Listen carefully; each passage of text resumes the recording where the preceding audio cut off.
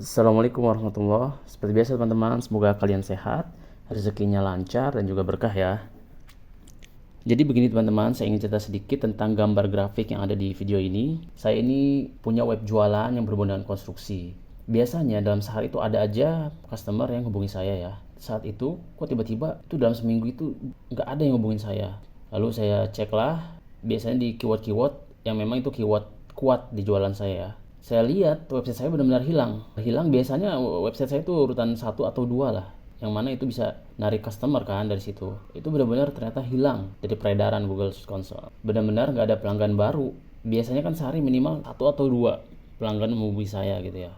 Bayangin dong kalau biasanya sehari dalam grafik ini seratusan yang klik saya ya kan, klik website saya, yang nyangkut itu bisa 2 sampai 3. Nah, ini tiba-tiba nggak ada sama sekali. Maka dari itu teman-teman, di video kali ini saya akan bahas apa saja yang harus dilakukan agar website jualan kita nih nggak, tanda kutip ya, dihilangkan paksa oleh Google. Seperti di grafik ini, lihat. Yang tadinya itu, ini di grafik ini aja udah mulai turun. Yang tadinya ratusan, puluhan, sampai akhirnya di satu titik benar-benar nol. Ada 3 hal sebenarnya simple yang jangan sampai kita lewatkan ya.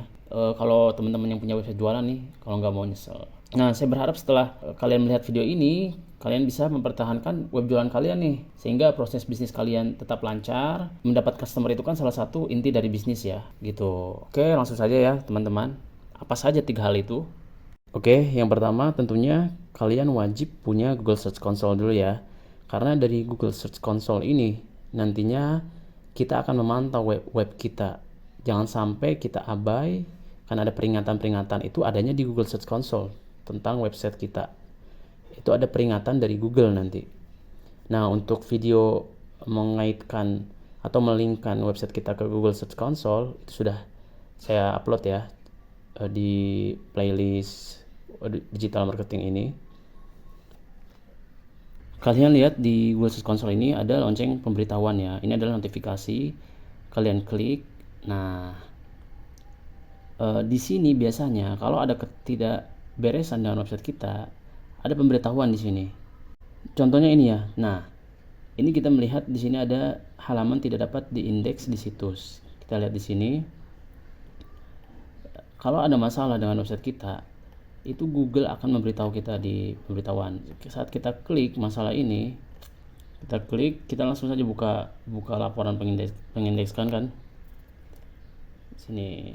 Nah, ada penjabarannya oleh Google. Di sini penjabaran oleh Google. Cuman kalian jangan dipusingkan dengan ini, dengan apa namanya, pemberitahuan itu. Yang jelas yang jadi patokan nanti setelah ini adalah, nah, yang kedua yang akan saya bahas di sini. Apa itu? Oke. Yang kedua yaitu Google PageSpeed Insight. Apa ini? Google PageSpeed Insight itu adalah indikator penilai suatu website ya. Jadi caranya kalian tinggal ketik saja di Google-nya itu sendiri, Google PageSpeed Insight. Nah, seperti ini. Lalu nanti tinggal masukkan website, domain website yang ingin kalian tahu penilaian menurut Google. Ini produknya produk official Google ya. Artinya Google PageSpeed Insight itu dari Google juga. Nah, ini saya contohkan. Di sini saya ada website saya. Saya akan memasukkan website saya ke Google PageSpeed Insight. Karena kita akan lihat penilaiannya. Kenapa saya ke artikel? Karena artikel itu kan nanti yang akan tampil di Google-nya, di pencarian ya kan. Ini yang ngerti SEO lah yang tahu ya. Itu ya. Sini akan saya masukkan, coba saya masukkan berapa nilai saya menurut Google PageSpeed Insight. Oke. Langsung saja kita masukkan. Kita copy. Nah, ini udah tampil ya penilaian saya menurut Google. Nah, ini ada indikator-indikatornya. Tapi yang intinya itu, nah ini di sini ada performa, accessibility, praktik terbaik, dan SEO. Pastikan kalian jangan sampai di antara 4 indikator ini jangan sampai ada yang merah. Jadi merah itu jelek sekali nilainya, hijau itu bagus, dan kuning itu perlu perbaikan tapi nggak yang bahaya kalau kuning ya. Nah, ini. Nah, di sini ada nanti dijabarkan juga oleh Google kenapa penilaian website kita di misalkan di accessibility-nya merah, nanti dijabarkan ini karena itu gitu ya.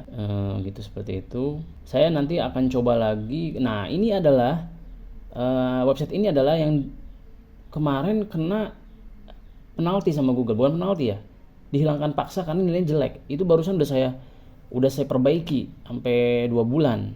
Nah, sekarang saya akan mencoba memasukkan website saya yang lain. Kalau tadi kan udah bagus ya, penilaian indikatornya udah bagus semua. Itu karena saya perbaiki.